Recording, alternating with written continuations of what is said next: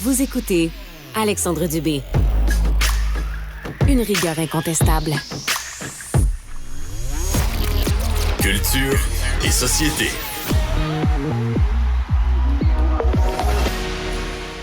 L'humoriste Julien Lacroix avait été dénoncé pour inconduite sexuelle en 2020, mais il a fait depuis un retour progressif.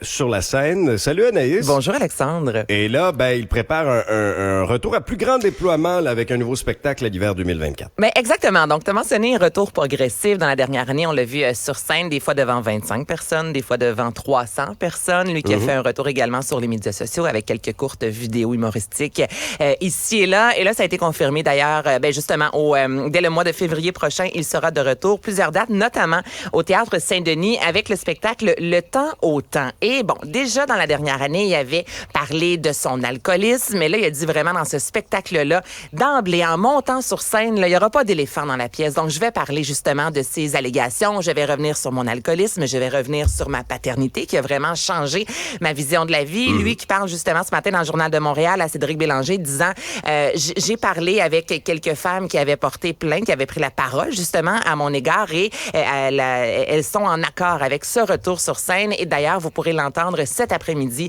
avec Sophie Durocher à 14h35. Donc, ce gros spectacle, on lui a posé la question, penses-tu faire un tapis rouge comme on a tendance à voir lors de première? Il dit, je suis pas rendu là.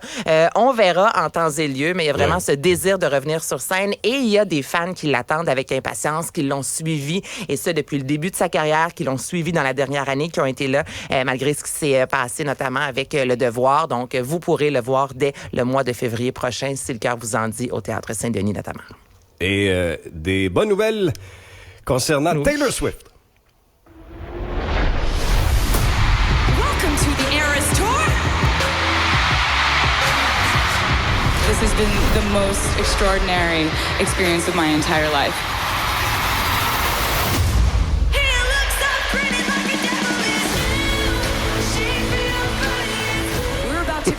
Non, mais tout réussit à Taylor Swift, honnêtement. Oui. Là, oui, la nouvelle amoureuse.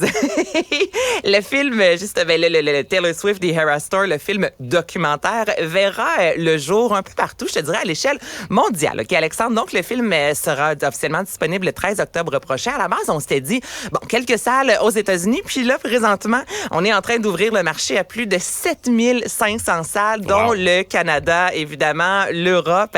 Et il y a plusieurs films qui ont été mis sur pause, la sortie du film, notamment Exorciste et Dévotion, OK, qui devait sortir ce week-end-là. Puis là, on s'est dit... Oui, ça, c'est pas bien grave. On va attendre un peu parce que Taylor Swift, écoute, elle pète, les gens applaudissent, OK? Non, mais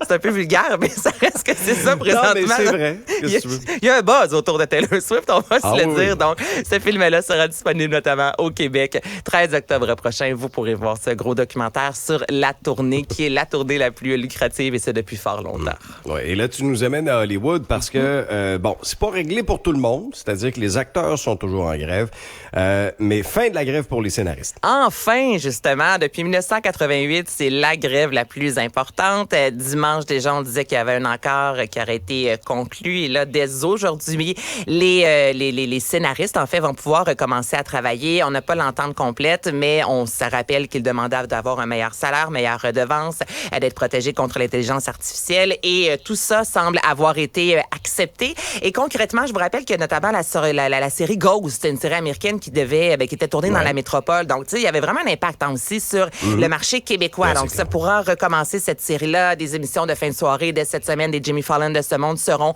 de retour. Plusieurs séries Stranger Things. Va-tu mieux, Jimmy? Il s'est excusé.